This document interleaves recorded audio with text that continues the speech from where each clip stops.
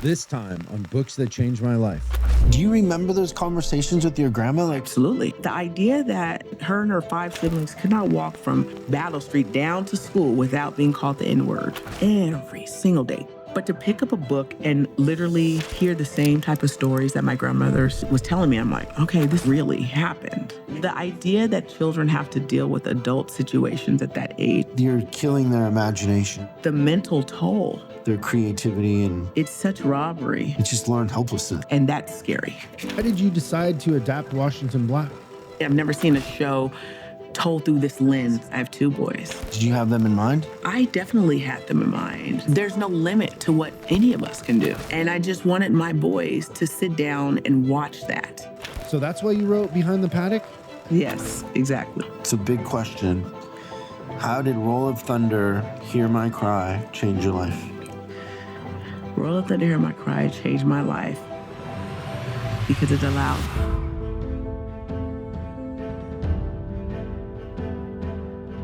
Welcome to the Syndicate X Library, where we love books, especially books that have changed lives. We have a very special guest with us today. She's an executive producer and showrunner.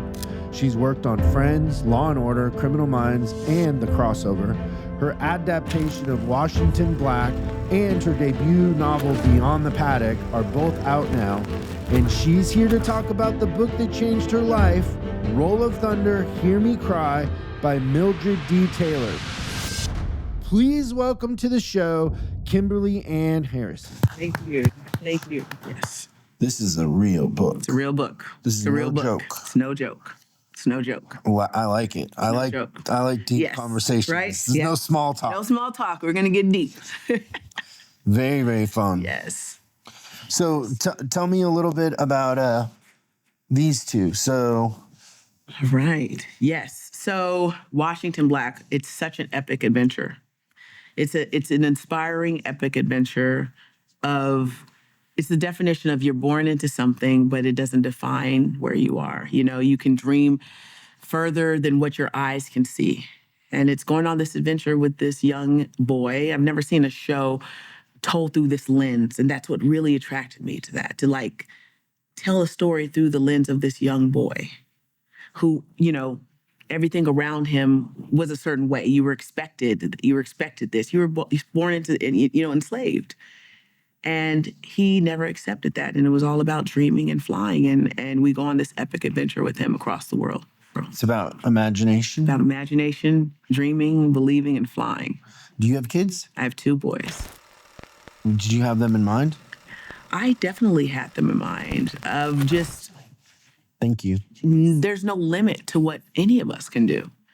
And just seeing where Wash started from and where he ultimately ends up is the most epic journey I've ever seen, emotionally, physically, mentally. And I just wanted my boys to sit down and watch that. Watch that. This isn't just mom telling you, you're actually seeing this. And that's what attracted me so much to the project. I haven't seen this through this lens. We've seen stories of enslaved, folks, but nothing through the lens of a young enslaved boy. You wanted it to exist. Absolutely. So you ordered a lemon drop. I did. I'm curious how we did. I did. They take this very seriously, so. Cheers. Oh, yeah. Oh, that hits nice. I mean, kudos. Standing ovation for that's great. So just a little bit about what is the process. So did you find this and then? So the book was adapted by Selwyn Hines, and then I came on to showrun with him. And our cast is from all over the world. The idea that, Gotham and 20th and Hulu, really were behind this idea of truly being authentic and telling this story, true to SE. When you're doing any adaptation, you want to get that spine. You want the heart of it to be conveyed. It's a big responsibility. It's a big, let me borrow your baby for a second. Yeah. And Was that sleepless nights and a lot of stress? it Or was, you just had it? I think we had it. I think we had it. And the excitement behind going all around the world, not on a soundstage in Burbank. We'll drop a little snow. This is, hey, we're going here, we're going to Nova Scotia, we're going to Mexico, we're going to Iceland, we're doing all of this. And so it was an adventure that I got to witness along with my kids, that my boys, I got to bring them to Nova Scotia. We would have never gone to Nova Scotia. But to see the history of, that's one of the last stops on the Underground Railroad, so much history. I was so honored to be a part of the project and have my children there to witness that as well. Yeah. That's amazing. Yeah. And then Beyond the Paddock? Yes, Beyond the Paddock. That little thing. Little? That thing started, okay, so my boys had severe ADHD. And in 2020, during the pandemic, we gave it a go of taking them off the medication and got them into horses. They offered Zoom basketball in the kitchen, not in my kitchen. They offered all these sports through Zoom, but my kids needed to get out. They have all this energy. So I'm like, go put them on a horse. I thought it was Western. They left in cowboy outfits. Okay? They left in cowboy outfits. And then about a month later, it was about a couple of weeks before I actually went out there because I'm working on a show. I'm dealing with COVID and I'm running a show and it's a bunch going on. And I'm like, what are they wearing? What happened to the flannel? And they just took to English equestrian riding. And 5 years later, 4 or 5 horses later, I go, this is a story that needs to be told because they look up to each other as far as representation in this sport, which is a beautiful sport. And shout out to all my equestrians, my groomers, it's just such a community that has taken my boys and embraced them and embraced me and just love, love, love. And this is my love letter to them and to that community. And I tell my boys, I'll give you $100 right now. You show me another book with 2 black boys and a horse on the cover. I don't need anyone to read. I need that visualization to see that. Who did the cover? It means something. It was a couple of friends of mine. It's pretty cool. Yeah. Yeah. And so it's such an important and so personal, speaking of like the foster system and being a fish out of water in a sport. I grew up playing team sports. And then I'm putting my kids in, that were doing team sports prior to 2020 into one of the most elite exclusive sports where for the most part, they are the only people of color there. But they love it and they love it. And it's an amazing story. It's an amazing community. And I wish every kid could have these moments. I say it all the time. This one horse that we have in particular, Jagger, he taught my son how to be a man. They're the biggest co-parent, the best co-parents. Unpack that for me. Explain. Absolutely. Explain that. So the confidence that these animals were able to take, I saw the evolution, the confidence of getting up on that horse and knowing that this 1,800-pound, 1,500-pound animal has your back. That's your partner. That's your partner. You have this sort of control and they have this control over you, like this partnership where there's this respect that I don't feel like us as humans kind of give each other. That I saw the evolution of my older son. How did he start? Like, how was he? Timid, shy? It's shy. Both of them were kind of like, this isn't something that you see on television. So you can't reference a Laker game. I can't reference this. It's going on YouTube and pulling videos of, McLean Ward and all of these other greats and just putting them in front of them. And I got my kids got them into this sport at a time in which they were very, I feel, open, trying something different. And just seeing the way that this one animal in particular, now at this time, he started at age 10. But by age 15, I just saw him step onto this horse Jagger. And this horse Jagger he just turned my older son, I don't even know how to articulate it, into this man. There's this grace, this this chin up, keep your head up. Just, we might not make it over this jump, but we're gonna, I can't even describe it. It's Like a calm confidence? a calm confidence, challenging him to do things, jump levels that I don't think he would have come to on his own.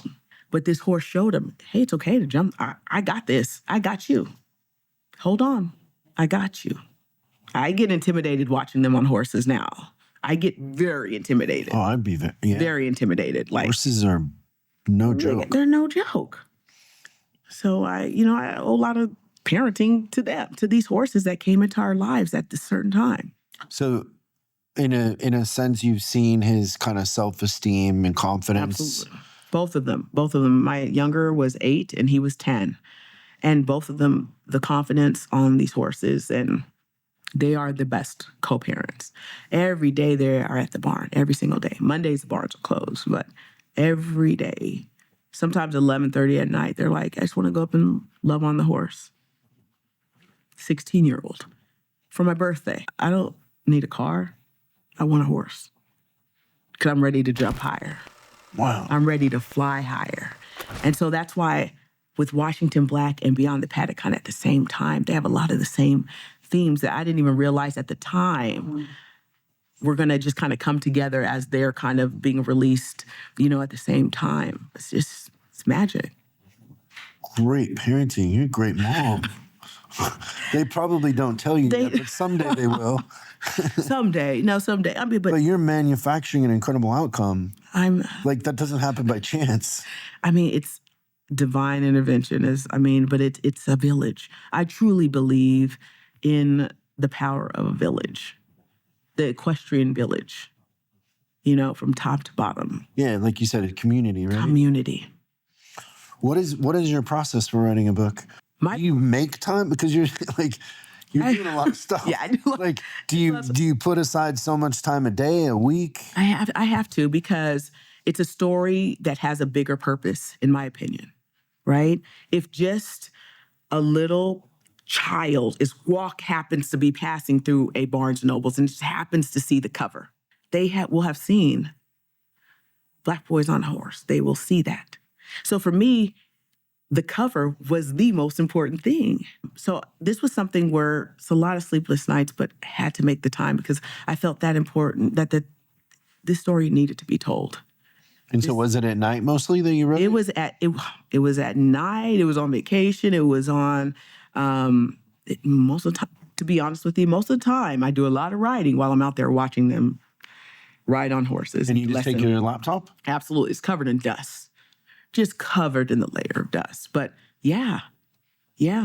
And so do you like writing when other stuff is happening outside of your peripheral vision? Yeah, I do. Like how some people like to write in a coffee shop. They like all the action, but they're really right here. That's how I am. I love conversations while I'm writing. I like TV on while I'm writing. I don't think I can I am someone who multitasks for a living. And so for you to tell me to just lock in and just quiet and do anything, that doesn't work. That has never been my process.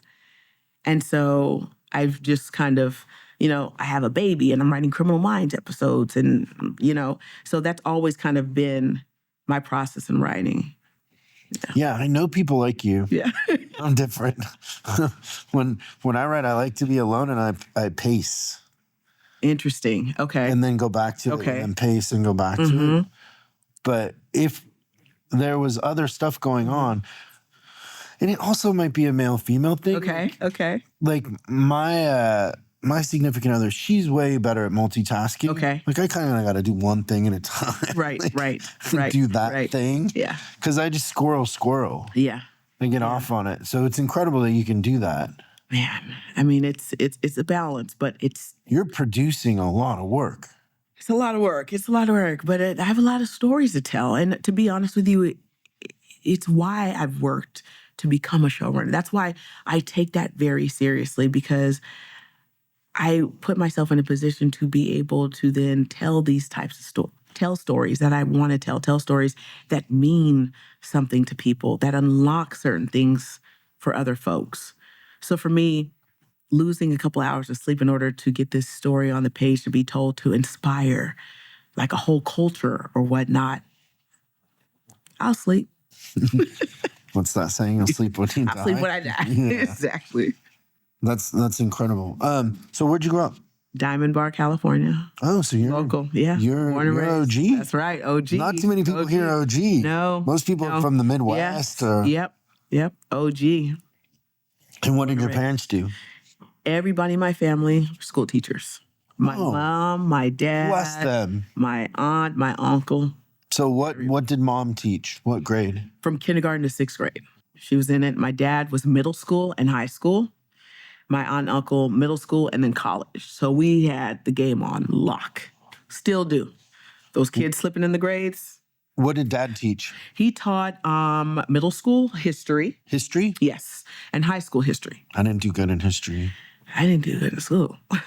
What? The expectations must have been so high. Did you go to the school where your parents were teaching? I did not. That's probably better. No. Yes, I did not. That was Do you have siblings? I have a sister who is in the industry. Shout out to my sister. Older or younger? Younger, 2 years younger. So you were the oldest? Yes. And she's an executive producer too. So it's her and I, and then everyone else. How old were we when we realized we weren't a good student? From kindergarten. Because what was that conversation like with your parents? That's when I first started lying. I grew up watching soap operas. My mom would go to take us to school. What was your favorite soap opera? Loving for the 30 Minutes, All My Children, One Life to Live in General Hospital. It was 3.5 hours of soap operas every single day, my sister and I. My grandmother was a nurse, so she watched us during the day. So she worked overnights. She put us in front of a TV. So for 3.5 hours, we're watching soap operas. So we're getting character development there. So then now it's time to start kindergarten. What do you mean start kindergarten? My soaps come on at 12. And I needed to know if Erica Kane was going to sleep with Jackson, stay with her husband, or sleep with her brother-in-law. Like, as in kindergarten, that was a concern. So I made up every excuse not to start school. And I mean, that's been my track record ever since. So for my kids, I'm like, just see her, bub. Like, I'm not straight A's. I'm just like, mommy. So you were you shy and kind of introverted? Born in 79. I was a closeted lesbian growing up. So for me, that was my way of kind of living, is watching these characters on television. Because there's no way I could. There's no way. You know what I mean? So that was an escape for me. Writing became an escape for me.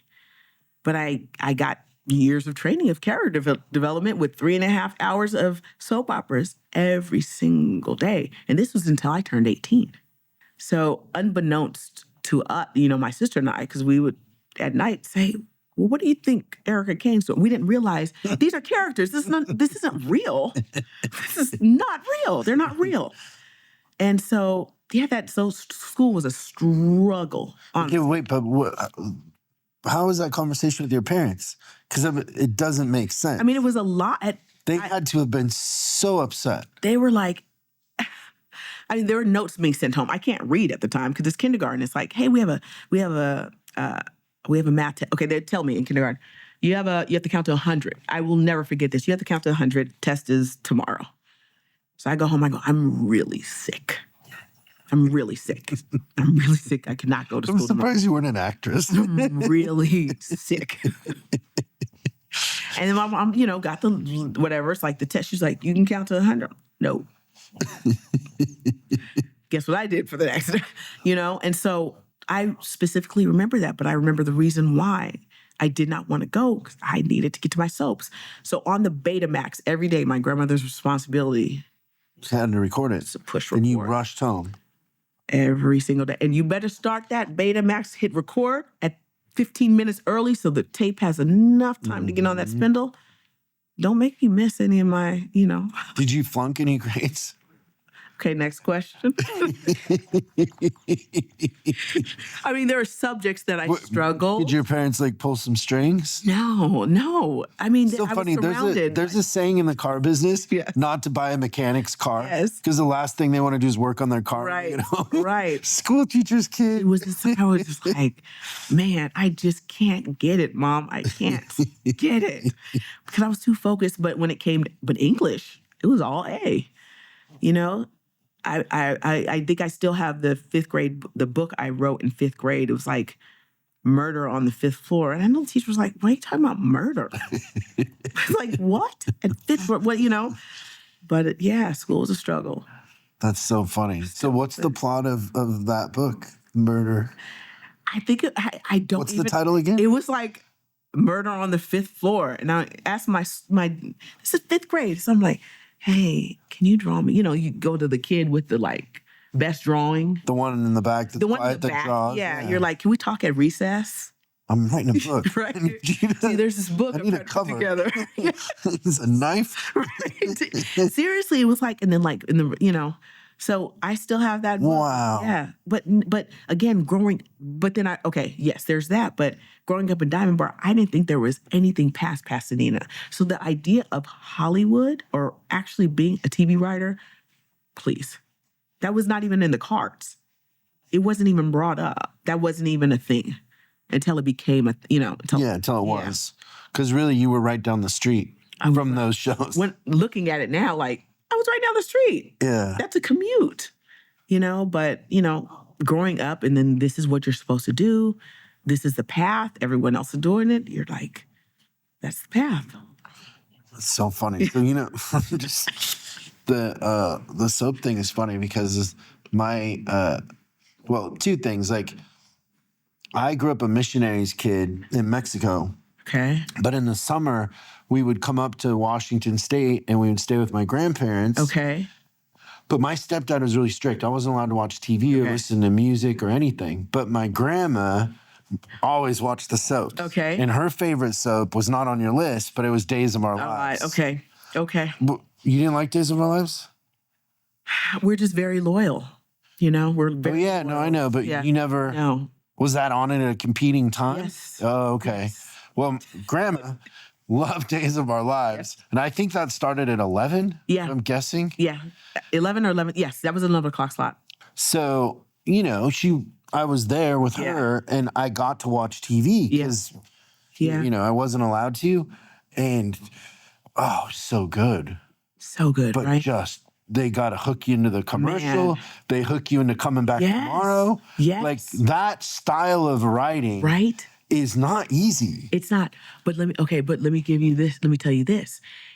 I kind of brought that to Washington Black, where you launch a story, episode 1, a mystery, and then you end it by 3, launch another one. So a lot of my soap story. Yeah. That's a skill. Yeah. Got to pay it off. You got to pay off that mystery that you just launched. And that was one of our kind of... I will be paying attention when I watch it. Yes. Yeah, that's amazing. Please do. As a consumer, you don't really understand how it's all about keeping people there to see the commercial. Yes. You think it's about the story. Yes. It's about selling commercials. Yes. The build to the commercial. You have to come back. Yes. You can't, Yeah. If you go get a snack and don't come back, it's ruined. Yeah, it's ruined. Get your snacks before. Then that's why those soap operas are just nuts. Yeah. Like, I remember some of those storylines, and they would kill people off and then bring them back from the dead. The new name or the same person, Vicky and Vicky Smith. Yes, exactly. The twin. That's my favorite part. Is the evil twin. The evil twin. Oh, I love that. Man, they did. I'm like, how can you be so different? Nikki, how can you be so different than Vicky? You're now thinking back, like, how did they shoot that? I know. That's a great question. Because they'd have them together sometimes. Yeah. So funny. Good times. Yeah, like the girl would sleep with the evil twin. And you're like, oops. Thing. Yeah. But he had a tattoo of us. You're like, oh my God. The best. That's so funny. So in kindergarten, you were watching those adult subjects. Yes. That's very adult. Yes, very adult. You grew up fast. I grew up fast. in a I grew up fantasy fast world. In the fantasy world. So when you started to date later on, did you treat your relationships like that? I'm an expert. Were they drama? Were you drama?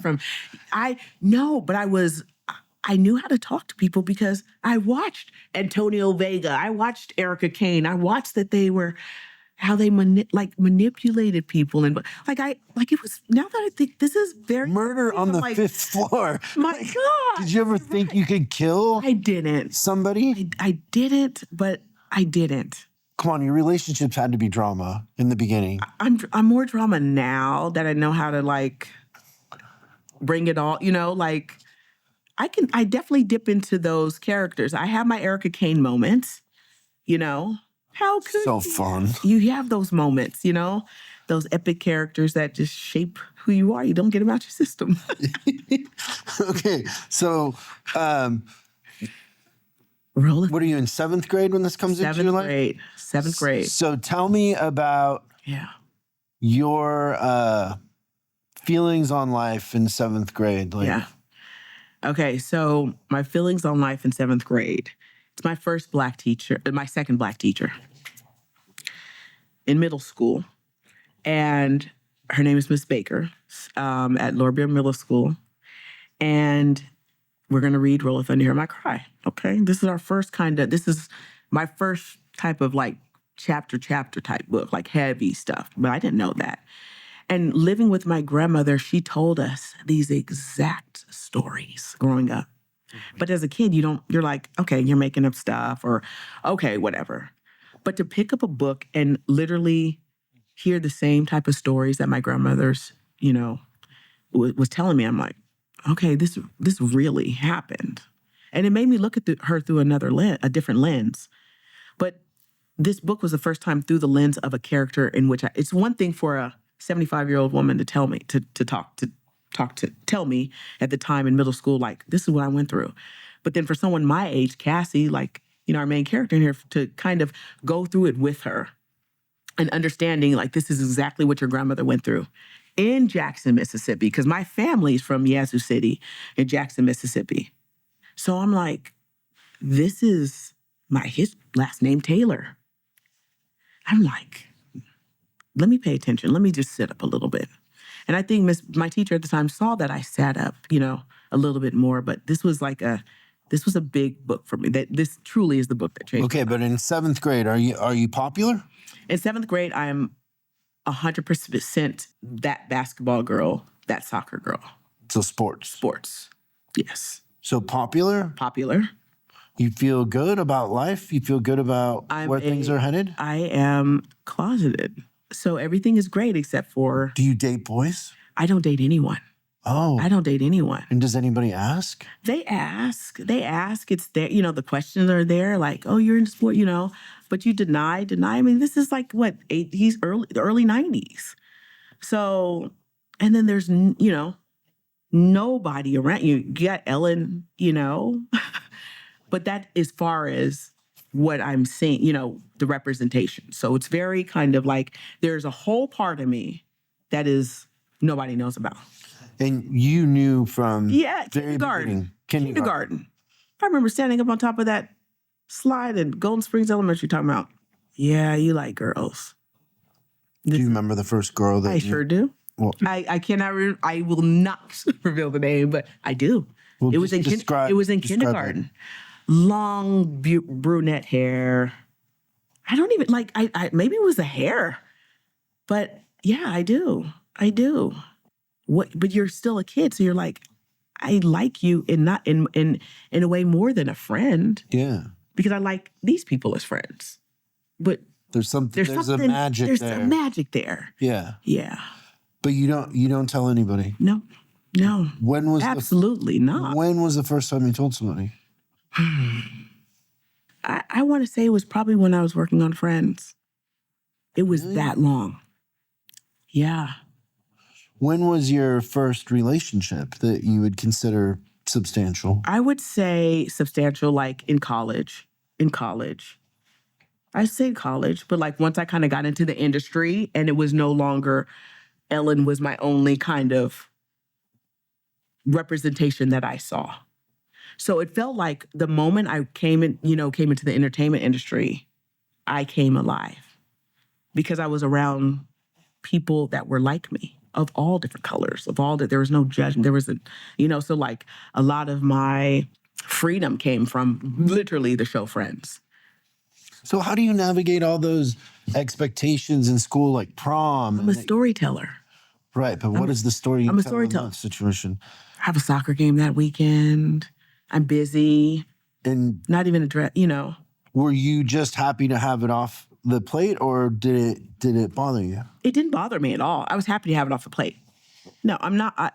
Kim will never run to jump in a dress. No, I'm not running. So I'm just looking to dodge that.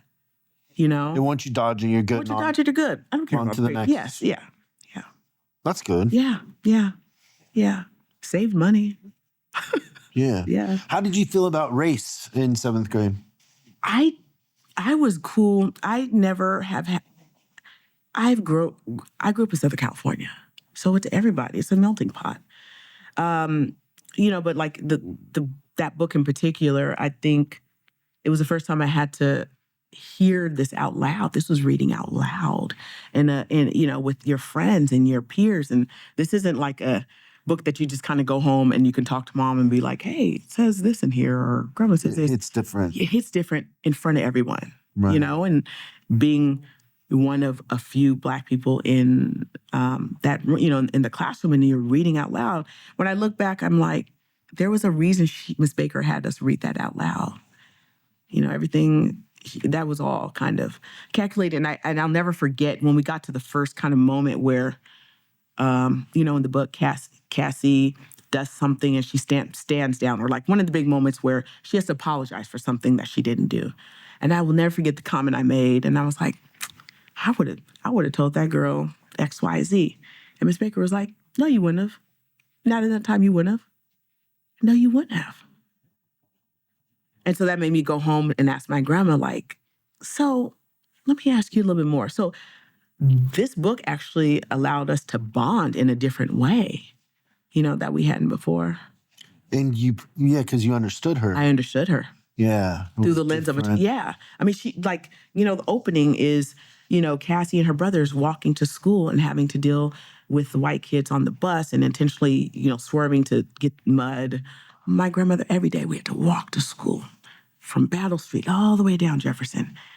And the kids are like, look at all the ends, look at the little ends walking. I'm like, I'm like, Grandma, like, that's what, she's like, yeah, it's every day. Every day. I'm like, wow. So this became like, this is real. This is real. And a way to engage with my grandmother, besides soap operas, in history, in a lived history. And from that moment on, I was just constantly kind of going to her to inquire. I mean, the book takes place in Jackson, Mississippi. My family from Jackson, Mississippi. Lenny Taylor, my grandmother, Mildred Taylor. I'm like, there's something very special about that book that I will always. So just for the audience, kind of explain the premise of the book. Okay, so the premise of the book is we follow the Logan family in Jackson, Mississippi. And, at the time, owning land is the biggest kind of flex, the biggest kind of security. You take so much pride in it. And it's about these siblings and their interactions, with different white people in Mississippi and what that looked like, during that time, and having to learn tough lessons of like pride versus, safety and, all of these type of situations, just a lot of life lessons that these children had to kind of endure during, that time and growing up, and a lot of choices that the adults kind of had to explain to these kids as to why you can't talk back to this white man who is whatever. You will be, there is a mob going to come. Every action has a reaction and you can't always react. And it's just about living down in the South and what they experience, and just through the lens. And I'm really seeing a theme of something that I really love is really telling stories through the lens of kids in which you can actually relate to. You can relate to, to them. And so, Cassie, our main character in Roll of Thunder, Hear My Cry, gets into an altercation with this little white girl, and her grandmother basically tells her, you need to apologize. And for her, that is the most heartbreaking, moment, because she didn't do anything wrong. And now she has her grandmother telling her, apologize, but understanding the bigger lesson in that, which is for safety. Not every you don't have pick and choose the battle. So there's so many lessons that I learned. That's kind of a theme. Yeah. The compromise. Yes. Yeah. In a sense. Definitely. Throughout the book, each one of the characters is learning that type of lesson. But you lose a little of yourself in the process. You do. And the question is, does that make you angry? Mm-hmm. Or does that push you to make change, to change? And it's okay to stew in that you have 24 hours. I tell my kids, you have a moment. You can be mad for a moment, but you have to move past. You can't live in that emotion.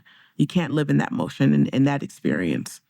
And I think that's where the Logan family really thrived in the lessons that they kind of passed down. It's like, no, it's not no for no reason, or don't do that. It was, let's get out of this situation back home and let me explain to you why. What is the biggest moment in here that stands out to you? The excitement, looking back at the excitement as a child, getting that book on the first day of school. And the table of contents, like on the hard part of the book where you see who had the book before you. That was actually one of my joys growing up, to see if the cute girl before had the book before that I had a crush on that was older than me, because it was, the books are basket down. But the reaction of her brother when he saw that those books were thrown out. Those books were trash. It was only for the white kids. And then now that they're just destroyed, here you go for the black kids. You couldn't even cover that up. It was like every moment in that book, or especially in that moment with the book, those children didn't need to know that these books were basically going in the trash, but then they could just be given to the black kids. Those are moments that scarred him. It scarred, her brother, because he couldn't understand. I mean, I think he got kind of some lashes at school for that, for the way that he acted of this isn't fair. This isn't fair. I deserve what they get. I deserve a new book the same way they do. I deserve to ride on a bus. I know the excitement of taking a look at that, who had the book before, and putting myself in that position, as a 7-year-old, that sticks out for sure. Okay, I think this is really well written, this part. Okay. It says, well, I just think you're spoiling those children, Mary. Mm-hmm. They got to learn how things are sometime. Maybe so, said Mama, but that doesn't mean they have to accept that. That's right. And maybe we don't either. That's right. Resistance. But that you do it, but you don't accept it. But you don't accept it, yeah. What do you think about that? I agree with it, but I also disagree with it. So I agree with it because I do understand that there are situations where you just got to make it home safe. But what are we teaching our kids when we say just accept that? We're empowering that person to do it yet again on someone who might not be as strong-willed, or have that home to go back to vent or decompress. So then what ends up happening is you have someone that would act out, and then we're in an altercation, right? So hearing that passage or hearing that quote back then and then versus now, it's wild. It's pretty wild. Yeah. And what happens invariably, and I mean, it's just how it is, is when that becomes the default setting and you accept it, right? Then that becomes the default. That's your identity in a sense. Yeah. Yeah. Which is, the saddest part. Yeah. Or the hardest part to get your head around. Yeah. So what I have is the black lines continued down to line 20, and I knew that they had all been reserved for black students. A knot of anger swelled in my throat and held there. But as Miss Crocker directed little man to bend over the whipping chair, I put aside my anger and I jumped in. So he was getting whipped because he spoke up and said, like, we deserve books the same way they do. The idea that these children that children have to deal with adult situations at that age, and it's such robbery. Yeah, it's impossible to get your head around. Yeah. Because at the time you're developing your belief system, it's just being put in a little box. Yeah. Like, right. You're killing their imagination and their creativity, and it's just learned helplessness. Yeah. Like, it's chapter 6. Okay. A little ways into chapter 6. They also said that slavery was good for us because it taught us to be good Christians, like the white people. She sighed deeply, her voice fading in a distant whisper. But they didn't teach us Christianity to save our souls, but to teach us obedience. They were afraid of slave revolts, and they wanted us to learn the Bible's teaching about slaves being loyal to their masters. They wanted us. But it's not that, and I think children like Cassie push back on, they push back. Like, going back to read this again, that resistance was there. That was there within these children. The questioning of, how can you use this religion to keep me in, like, they were asking very smart. When I go back and I look at them, I'm like, wow, these are the thoughts and the questions that these children were able to kind of ask or kind of speak up about, whether they were going to get spanked or, whatnot, really speaks to the adult conversations that they were around and that they heard, but that they understood, and that they understood what these people at the time were trying to do to them, what was behind slavery, what they hoped to have gotten out of slavery. I kind of think of two things. Yeah. One is, like, at a high level, I had a friend trying to change the political system in a country on the other side of the ocean, in a country that's maybe kind of corrupt. Yeah. And he hired some of the top political advisors here to help. And their advice was to get the Christian missionaries in there.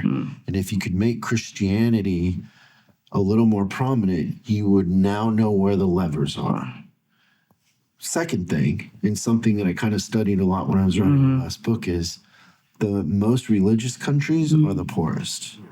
And when people don't feel like there's opportunity, they tend to externalize control to fate, to luck, and to God. And so when you have no opportunity, it's natural as a coping mechanism to externalize control to a higher power because you can't make sense of it. Right. It's the only way to survive. Right. That's powerful. But that's religion in a way. Yeah. What's your thought on religion? No, I'm literally just like listening to what you're saying. I'm like, that's it. That's it. I do feel like at times religion is for control. Absolutely. I do. But I do feel like we are in a world today where people have their own relationship, their own spiritual relationship, and are okay with that, are more in tune to their spiritual relationship and their connection that they have. It's more personal to them, as opposed to like for example, growing up, it was church every single Sunday. No matter what, every single Sunday. Until I got to the point, I'm like, my relationship is with God. It's not about this building. It has nothing to do with where I am. That's my relationship. Because I was feeling that sense of that control. I'm like, that doesn't make sense. And you start to like kind of question, but You're not allowed to question. Not allowed to question. That was the thing that drove me crazy as a kid. Don't ask no questions. Yes. It is because I say so. Yes. Or if you question, you're a sinner, and you're like, no, like right. No, I'm asking I can't ask questions. Yeah. Yeah. It made no sense to me as a kid. Yeah. And that went on with me for a while. It was a while before I had enough nerve to question stuff. Because it's so embedded. It's so embedded. yeah, it's compliance. Yeah. Like Absolutely. Yep. behave, Yeah. mind your manners, Yep. don't ask questions. Yep. And then you do that. But inside a piece of you, I don't know, for me, Die. inside a piece was dying. Yeah. Like I'm like, no, I want Right. to talk about this Right. stuff. I want to learn. This Yeah. you guys are all miserable. Right. You keep saying that if I do this Right. stuff, Yeah. I'm gonna be happy, but Right. you're all cheating on each other. Right. You're all miserable. Right. It doesn't make sense. I can do math. Right. 1 + 1 is Right. not that. Yes, exactly. Yeah. Did you feel that way as a kid? 100%. Did you question 100%. authority as a kid? No. No. No. It was more of it was more of like You were a better kid than me. I was very disenchanted. Yeah. Oh my gosh. I just keep going back to the books.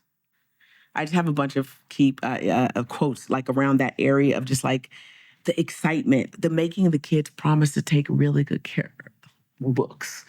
These aren't new books. This is trash. But you are trying to make these children believe that you're welcome.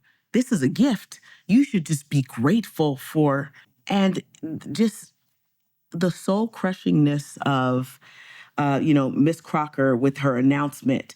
This year we all have books, and we're fortunate to get these books as readers. Now, everybody make a promise to take very good care of our new books. So now you have these adults just bald-faced lying to these children. And that's where the confusion of, do I say something? Because I know this adult is wrong. They're not new books. Like on a very simple bit, they're not new. But just to kind of keep the smoke alive, And you just comply. Just comply. Yeah. Just comply. Even when the math doesn't add up. Even when the math doesn't add up. And these are people of authority. These are teachers that you're looking up to, Uncle Hammer's principle that a man did not blame others for his own stupidity. He learned from his mistake and became stronger for it. I kind of like that. Mm-hmm. I will say, like, this is one of the books that I felt for the first time, like, visceral reactions as I'm reading quotes and kind of putting myself in Cassie's position. Like, at the time, I remember back in 7th grade, just, like, really, like, I know this is real because my grandmother lived it. So, like, quotes like, as I followed, as Jeremy touched my arm, telling me I didn't have to do that little Jean, she isn't worth it. I wanted so bad in that moment, for Cassie just to, like, stand up for herself. But I knew that feeling where you just, I just got to get home. But there was a part of me that wanted Cassie just to smack the shit out of that girl. Just smack her. Because then she won't think about doing that again. But in that time, that's life or death. So there's just so much frustration in rereading the book, even reading it at some time. Like, I was starting to feel those same feelings again. And then I have Miss Baker, my English teacher, like, you wouldn't do that. Well, yeah. You're trying to survive. It's girl. not fiction. It's not, right. That's the problem. Right. Do you remember those conversations with your grandma? Like, absolutely. What would you ask her? I didn't even have to ask her. It was about telling these stories all the time. And the idea that her and her 5 siblings could not walk from Battle Street down to school without being called the N-word every single day in the snow, in this and that. It's like, how do you even get educated? How do you even educate yourself? Now, my grandma went on to be a registered nurse and, came out to California and all.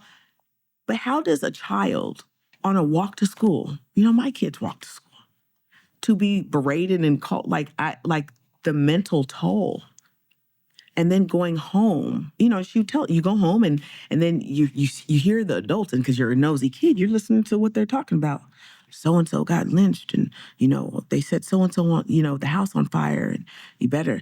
So they didn't need scary stories. My grandma was like, I don't need scary stories. I don't get scared of scary stories. I'm scared of people. I'm scared to close my eyes at night because the house might be set on fire. That's what scared them. That's what their horror was. And so, like, I would ask her, like, watch a scary movie, man. For what? That's not scary. Scary is walking home alone, through the white part of town. That's scary. So a lot of these stories, you know, I used to love New Kids on the Block. I remember wearing my little Jordan Knight necklace, from Target, $7, not Target, Kmart. And she was like, why do you have that white man around your neck? Like, because he was the biggest pop star. But like for her, and living with her, it's something else. It's something else. Yeah. It's something else. And so just to kind of like rereading this, I saw the weight that children carried. Because I, you know, with COVID and everything, I'm like, wow, our kids these days carry a lot of weight. But there was no separation between adults and children, I feel like. And that's scary. How do you think that those conversations with your grandma about that affected your storytelling? Wanting to be as authentic as possible. I strive to get a visceral reaction out of people in some way, whether it's tears of joy, fear, or whatever, because listening to the stories that she told me, I felt something in every single story. And I don't feel that you are a proper storyteller unless you're stirring up some sort of emotion. But unless you would have felt that, you wouldn't know what the note is, right? You wouldn't know. You could read about it. I gotta think that had an effect on your storytelling. Yeah, for sure. And showing all sides of things, I think it's very interesting. I mean, even in Washington Black, we get insight into the plantation and the enslaved owners, and their drama that they had and, you know, kind of was going on. And I just feel like it's very interesting to be behind the scenes of these characters and kind of like behind the curtains, you know, on the page, kind of getting insight to why do you think like that? How did you start thinking like that? How do you, even though you were born into that, how do you think that is okay? Treating people, is that okay? Like, I really do search for the why and why people do things. Because I think that you can understand folks better if you understand why. It doesn't have to make sense to me. It just needs to make sense to you because it's the way that you're acting. But if I can get some insight into why you feel that way, then as a human, I can kind of understand. I want to be able to relate to you as a human. So in a sense, what you're saying is you can't judge. Yeah. You have to just try to understand, even if it doesn't make sense. It doesn't need to make sense, but I want to be able to try to understand where that thought came from. And in a sense, you have to be selfless. Yes. You have to. Yes. You have to put this to the side. Yep. Yes. You have to put that to the side and really try to understand, right? I think that's a really hard thing for most of us to do. Absolutely. But when you put it on the hinges of between life and death, I'm like, okay, you said that because you are just ignorant. I'm not engaging, you know, moving on. That doesn't take too much for me to kind of have to do that. But yeah, it does. It takes a lot of work to be able to, because we're taught, going back to what we said earlier. Well, that's what I was going to say. We're taught. How much of it is mimetic? Yes, right. We're taught. Yeah. And we could be untaught. We're very intelligent folks. Humans are very intelligent folks, and we can be you know? So if I can listen to you purely and really understand why you made that comment or why do you feel you have to X, Y, Z, then I have insight and maybe I can tap something in you. I can maybe tap something in you to relate in a different way or have you see things maybe in a different way. Yeah, you know, I would say one of the most disappointing things for me sometimes in conversations is when you're really trying to understand. Yeah.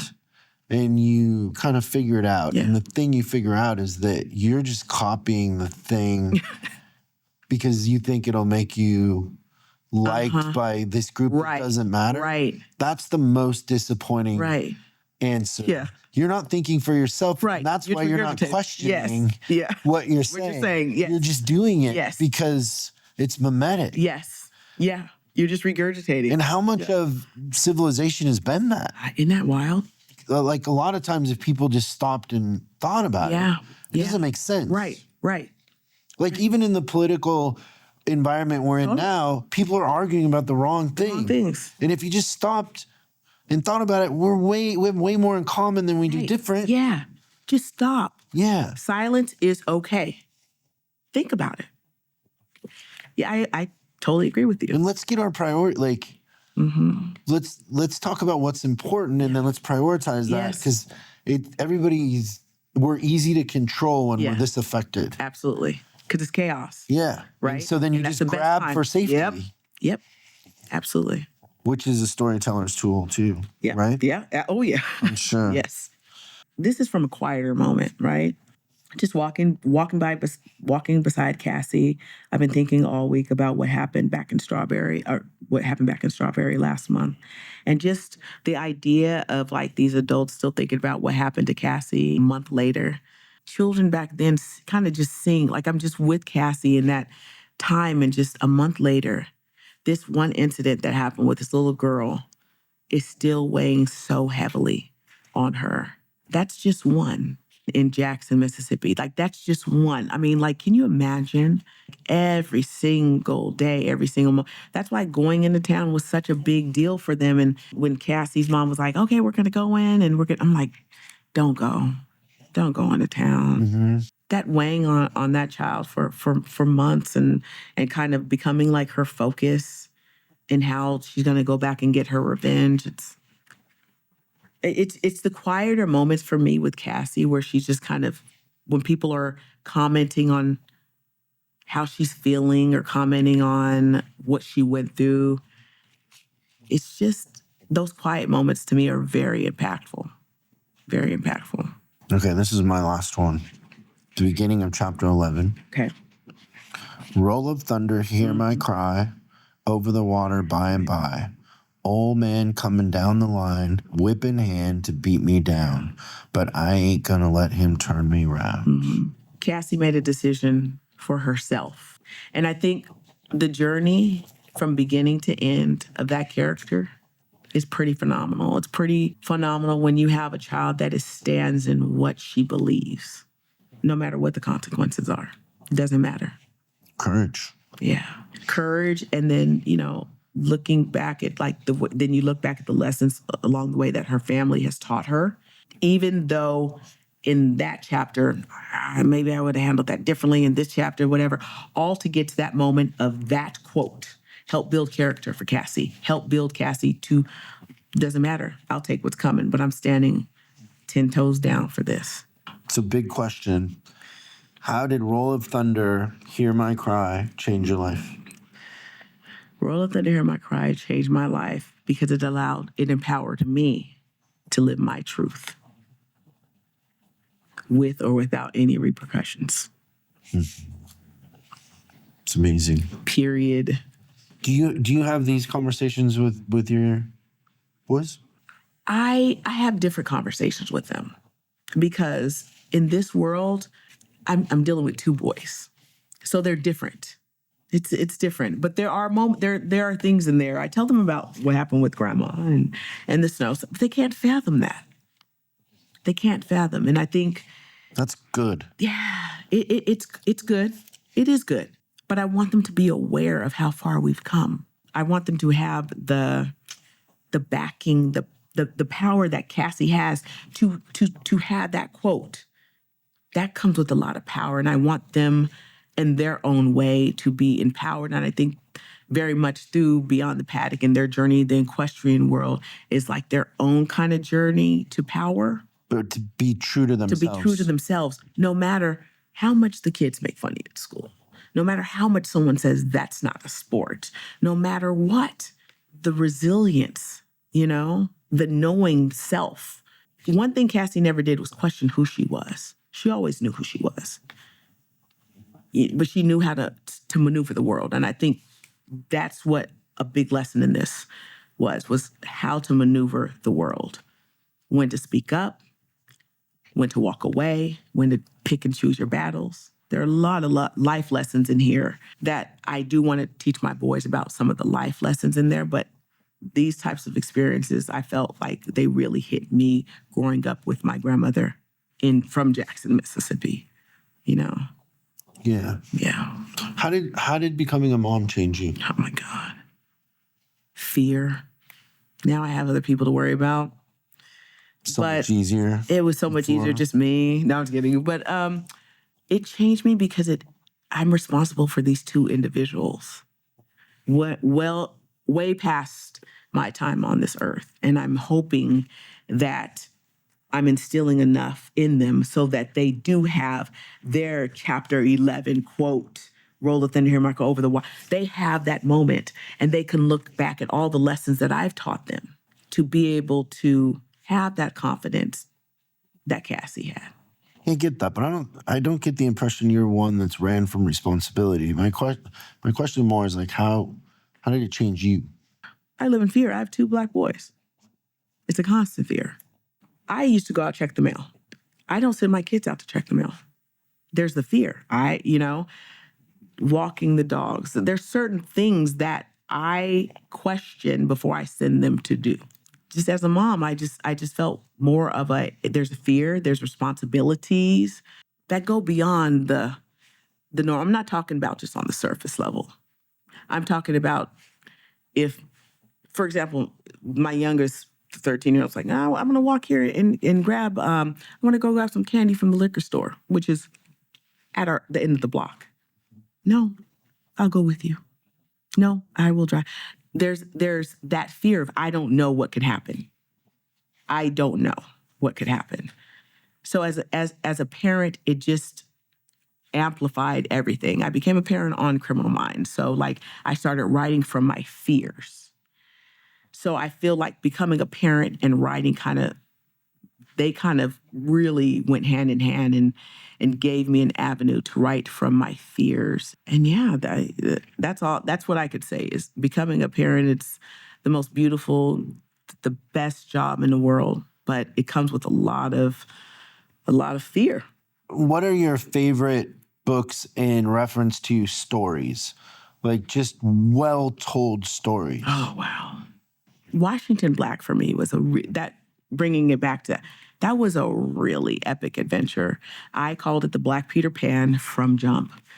And I looked to go on those types of adventures. And that was a beginning, middle, end. It has every ingredient in there that I could sit there and I would watch it by myself, but I would also watch with my kids. And that takes, I hadn't done that in a long time. I'm talking about since Blue's Clues and stuff, it really checked every box. This family adventure, overcoming, dreaming beyond what you can see, inspiring, and this worldwide adventure. What are you reading now? I'm reading The Rich People Have Gone Away by Regina Porter. What's that about? It takes place during COVID. It is about... Have the rich people gone away? I don't think they have. And I don't think they ever will. The title confuses me. It's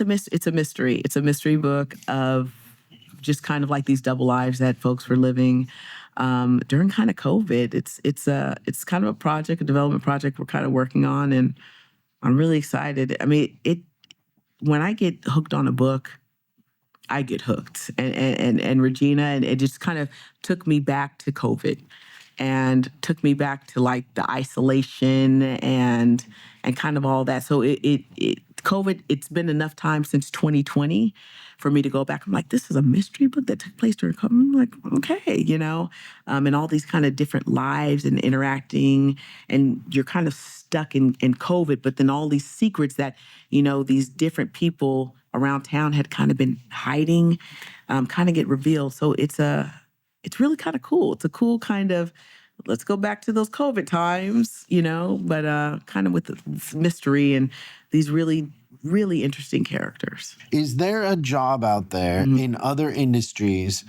that is comparable to being a showrunner? Yes. What? In air traffic control. In the air tower. In the air tower. I always say that air traffic control is what a showrunner is. They're up in that tower, right?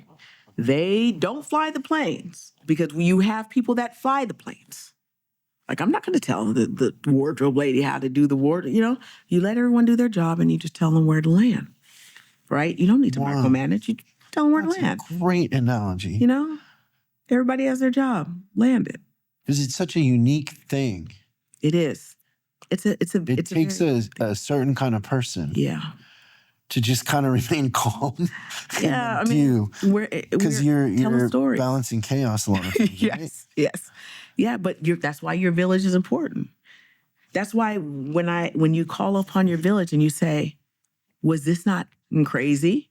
and they say, "Yeah, it's crazy," then you're like, "Okay." As long as just to be able to know it is a lot of crazy. Sometimes you question, certain things, but air traffic control. You work with the greatest of the great. You work with these amazing, talented cameramen, wardrobe, makeup actors. Let them do their craft. Let them do their craft. You just make sure that the planes don't crash. What have you learned in a leadership sense about leading creatives? Like, what is the secret to getting the best out of them while maintaining structure and delivering something on time? Keep people excited. How do you do that? Feed them. Give them sugar. Not kidding. Keep people excited. Keep them excited about the stories that we're telling. Understanding that there's life outside of the writer's room. Respecting that sometimes people's kids get sick and they can't come into work and just understanding that we get paid to do the coolest things, which is tell these stories. And I think when people understand that you respect and see them, then they respect and see you. And I show up for people and I feel like I don't keep my staff past the time. Like, I'm respectful. You want to get home. You need to get to the bed. You have family. And I think when you do need people to stay late and show up for you, they are the first ones because they know that you respect them and you respect their life and their families. And, I think this whole world, this whole human experience is about respecting each other. It's lemon drop. Yeah, you kind of slowed down. I took my second drink. I was like, okay, I'm alone here. Oh, you did? On this journey. I was waiting on you, but I snuck it. I guess. Okay. That was fun. Great. It's a lot of fun. It's a lot of fun. Well, that was awesome. This is great. This is great. We are so excited to announce the Books That Changed My Life website. We made a way for you to show your book pride and that you love books. Hats, tees, hoodies. Check it out. Link in the description. Everybody needs a self-help hat.